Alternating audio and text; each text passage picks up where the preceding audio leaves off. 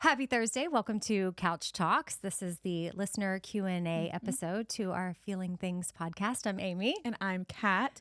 And quick disclaimer before we get into today's episode, although we're answering questions from you guys, this does not serve as a replacement or a substitute for actual therapy. Even though Kat's a legit therapist. Yeah. She's not your therapist. It is just supposed to help you on your journey.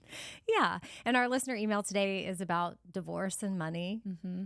I can relate. But before we get into that, we do have a voicemail from a listener. Is this your dream?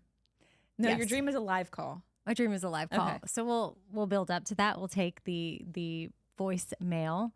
Or no, is that what it's called? Yeah. Voicemail. Yes. That felt weird. When it came out of my mouth, I was like, Voicemail. voicemail. We were ordering an Uber the other night, my boyfriend and I, because we were in Charleston, and I have no idea why he was saying this. He doesn't even know he was saying it. So now I'm worried about his brain a little bit. We met his best man from his wedding, who's known since his childhood, and his wife out for dinner in Charleston. And he needed to order an Uber, but he said, okay, I think it's time for us to order the Uber. And we were like, say it multiple times like that? what did you just say? And he's like, we need to get the Uber. And I was like, okay, are you all right? And I was like, am I the only one hearing this? And then his friend's wife was like, oh no, he's saying Uber. And he was like, I feel like I'm saying Uber. And I'm like, well, you just said Uber. Wait, he thought he was saying Uber, Yes, but he was saying Uber? That's sort of how I just felt with voicemail. Because it felt weird Like when you it said came it wrong? out. I felt like I was saying it wrong, and he thought he was saying it right, but he was saying it wrong. Can And I just clarify sometimes this? Our brains play tricks on us. So he knows it's Uber. He knows But it's Uber. he was saying Yeah. Uber, but in his brain he heard Uber. Uber. Right. I know. I was like, we might need to get a scan. But that's 'Cause the only word he does like that. so far, this is the only time he's ever done it. Oh. Yeah. Have you been in an Uber with him before? Yes. Oh. We have Ubered. We have Lyfted. I've You've never been Ubered. concerned. But, this also makes me think of another funny story that I didn't get to tell you about. And I know we need to get to the Yeah. email, but we were in an Uber in Charleston, Yeah. same trip. And we get in and it's really cold. And my boyfriend says, oh, hey, can we turn down the air? And the guy says, no English. And just being from Texas, maybe where I'm from, typically when I hear no English, I instantly go, oh, they must speak Spanish. Well, lucky for him, I took 8 years of Spanish in school, and my dad was fluent, and I can basically say 4 things. So I say, oh, mucho frío. Is that correct? Yeah, Okay. like a lot cold. And so I was like, hacer caliente. I was trying to just remember how to say it. Hasser mean? It's like make something. And so I was trying to get him to say to make warmer. And then he's like, not understanding, nor is he impressed with my frio or my caliente. And so I just get louder, thinking that will solve it. And he hands an app back to us. And he's like, enter it in the app. And we're like, oh, this is handy. So we enter in, like, it's freezing cold. Can you please make it warmer? And then we give it back to him. And the translation looks like a language I don't know anything about. And so Alex goes, what language? And then he looks back at us. He goes, Russian.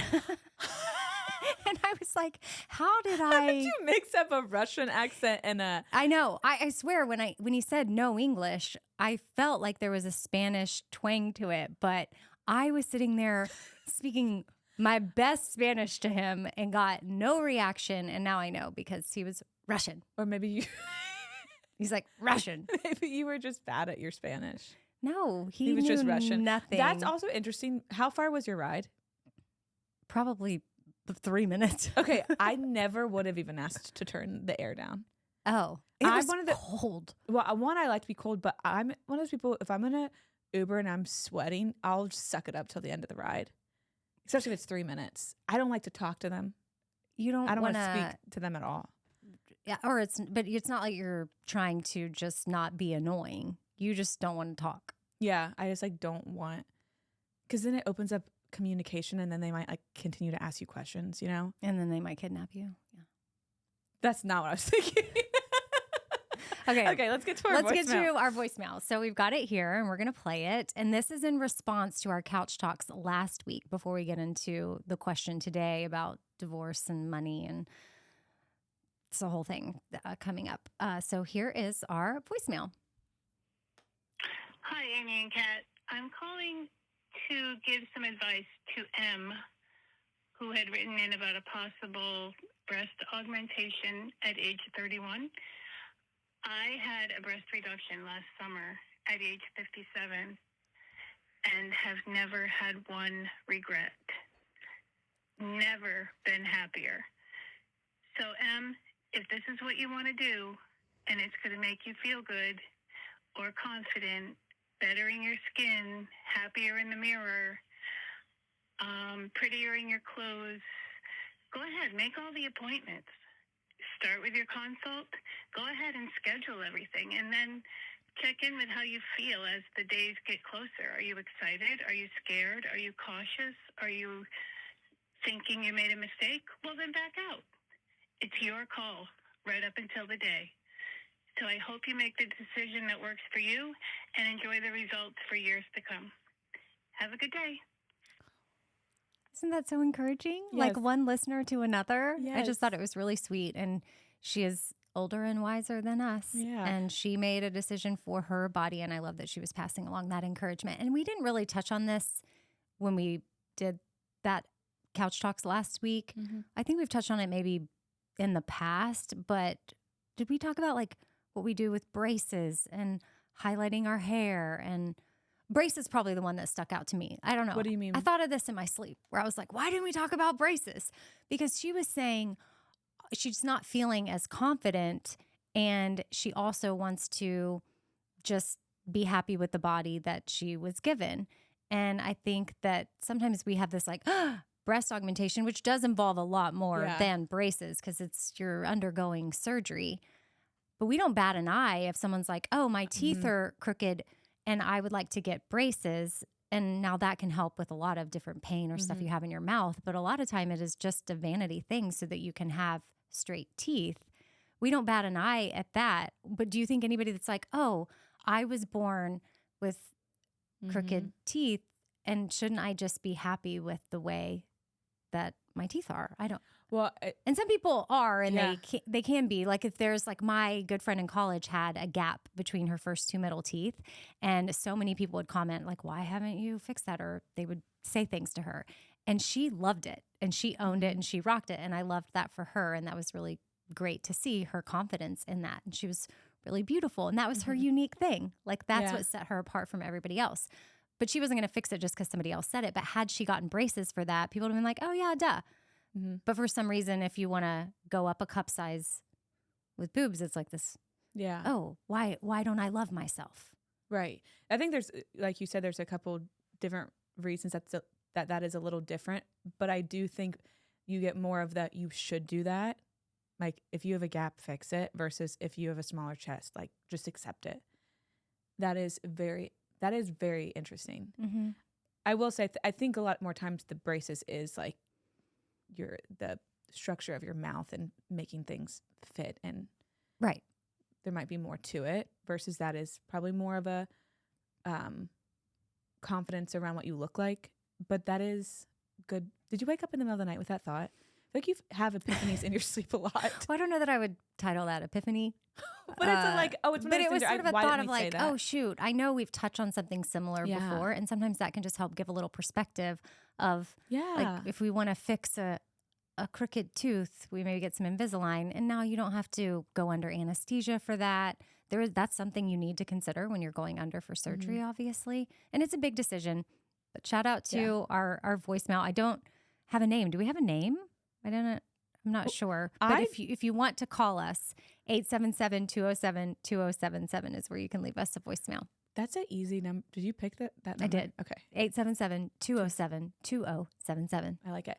Also, I love this listener's voice.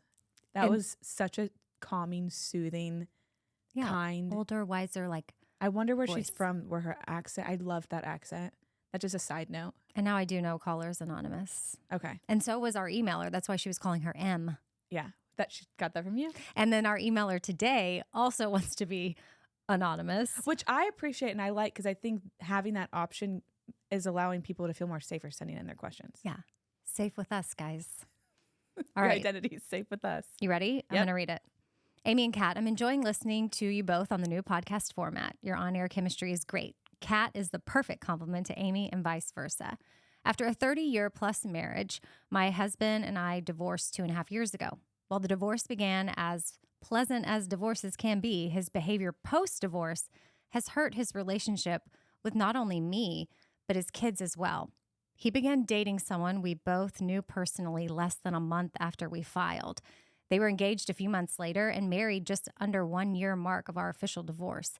He didn't involve our 3 adult daughters at all in the process. He told them they were engaged by sending a picture of holding her hand with the ring in a group text. There have been other incidents, circumstances, mostly involving money, with each of our daughters. As a result, they have each decided in varying degrees they won't try to maintain a close relationship with him. Our youngest is getting married soon. I'm not able to contribute towards the wedding as much as I would like, but I have helped as much as I can without putting a financial strain on myself. Her future mother-in-law kindly volunteered to help with some of the big ticket items. Other family members on each side have also contributed. Her dad has not given them any money towards their wedding, not $1. When she asked if he would help with an expensive thing that came up last minute, which was less than $500, he told her he wanted to discuss it in person. I think because she has avoided talking to him as much as she can. Do you think it's appropriate for me to step in and talk to my ex-husband? I try to stay away from issues that do not directly involve me. I've stayed out of it so far, but I strongly believe he should be helping as much as he can. He earns good money, at least $25,000 a year more than I do. Thanks. Okay. Where do we start?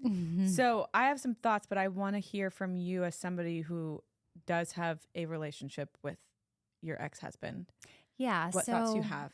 I've been divorced for almost a couple of years and we have kids. And while we're not planning a wedding or anything, and he's involved. So the scenario is just different because my kids still talk to their dad. He wants to be involved and we both share a financial responsibility for the kids. I can say with confidence, though, in a lot of my co-parenting therapy and work that we've done, you cannot control your ex-partner. You can't even control your partner. Mm-hmm. You could probably have more healthy dialogue and communication because they're more willing. But an ex, especially that is remarried, may not be as willing to entertain this type of conversation. And so my advice would be like, I wouldn't have a conversation with him. It's not your place. Mm-hmm. Everybody's an adult here. Your daughter's an adult now. Mm-hmm. You're an adult. He's an adult. And everyone needs to just stay on their side of the street. Yeah. I think. Yeah. In my opinion, because I don't think that anything good may come from this. Right. Right. You might be creating a whole other, can of worms. Yeah, that isn't probably necessary and is going to add more stress than financial help would even be. I can definitely empathize with this is so frustrating. Like that. Oh, don't get me wrong. I Yeah. think he's a total loser, but Yeah. I'm annoyed for you. Yeah, but I'm trying to say this in the kindest way possible. But I totally get it. I would be probably just raging a bit and I would want to march over there and say something. And at the same time, the best thing that you can do is probably set up your daughter to one, help her. This is what you can do to help her understand like expectations, accept who and where her dad is and where that relationship leads them. It doesn't sound like they have much of a relationship. Right, which is so also, that might be he's holding that as leverage for her. And so well, I would think so based on like she's saying, hey, I want this. He's like, well, you might get that if you meet me in person and we can talk about this. Right. Which, okay, maybe he's seeing that as a way to get his foot in the door and have a conversation, but I think he should probably create an opportunity himself, like, and show like consistency in trying to communicate. If she keeps rejecting, then okay, well, he can still be persistent in a loving, kind way. Yeah. I mean, you could cross the line. Yeah. So you have to be careful with that. But I think if you're a dad that really wants to have a relationship with your kids, you're going to continue Mm-hmm. to show up in a loving, kind way. And I don't know that he's quite there. I don't know him. Yeah, So we I'm don't sure have he all loves the- his kids. We don't have all those details. But I can say with my own confidence that we need to stay out of it. I wouldn't talk to him, and I'd figure out another way to pay for it. Is it annoying and frustrating that he makes more? And should he be helping out? Sure. Is everybody else pitching in? Mm-hmm. Yeah. But thankfully, there are other people that are willing to Yeah. support and help out to make this day super special. But just probably best to not have a Yeah. conversation. If he was in a space where no strings attached, he wanted to be there and support her and was able to put his stuff aside, he would probably be doing that. I would imagine this is one of the biggest things your daughter will ever go through. And so rather than asking, how do I fix this for her? How do I support her? Because this is really tough. And weddings are already stressful enough planning. So how do I support my daughter and maybe ask her what she needs versus going ahead and going like around the corner to fix things? So let me throw a wrinkle. What if you say, daughter, I don't want to fix this. I want to support you. How can I do that? And she's like, if you want to support me, you could talk to dad. That's fixing though. So that's how I would Okay, say, like, and then okay, so I want to she could support say- you. And so you want me to talk to dad? Okay, well, how about we talk about how you might want to talk to dad about this, if that's important to you. I want to help elevate you in what you can do to empower herself. Yeah, and I think too, something that the daughter could take a look at, which I get it. I mean, we as kids, you're like, oh, well, it'd be really great if my parents could just pay for this. But I would assess, like, why do I not want a relationship with my dad, but I want his $500? Also, we have a comment that I want to add in from Shannon. This was so good. Okay. We don't have any basis for this, but this could be part of it. She said maybe he's hurt that she didn't ask him to walk her down the aisle. I could see that. It sounds like she's probably not going to. Yeah, if they don't have a relationship, I don't Yeah. think that. So I could get the dad is hurt too.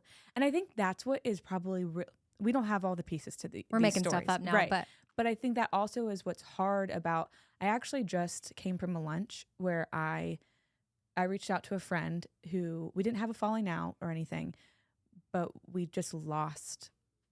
She's my oldest friend. We just stopped talking to each other, and I made up a story of why, and it sounds like she made up a story of why, and so I asked her to lunch so we could talk about it because I want a relationship with her, and we both were hurt by each other, but we weren't saying that to each other. So then we were making up all these stories and kind of, I don't know that we were really like demonizing each other, but we told a story of like, oh, they must not care about me that much. So this could be one of those similar things. It's really easy to think the worst about somebody when we're not getting what we need or what we want.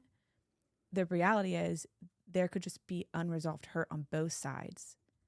And I get it because a parent's supposed to be the one that is supposed to, care for the child. right. Sounds like there's a little flip-flopping of that going on.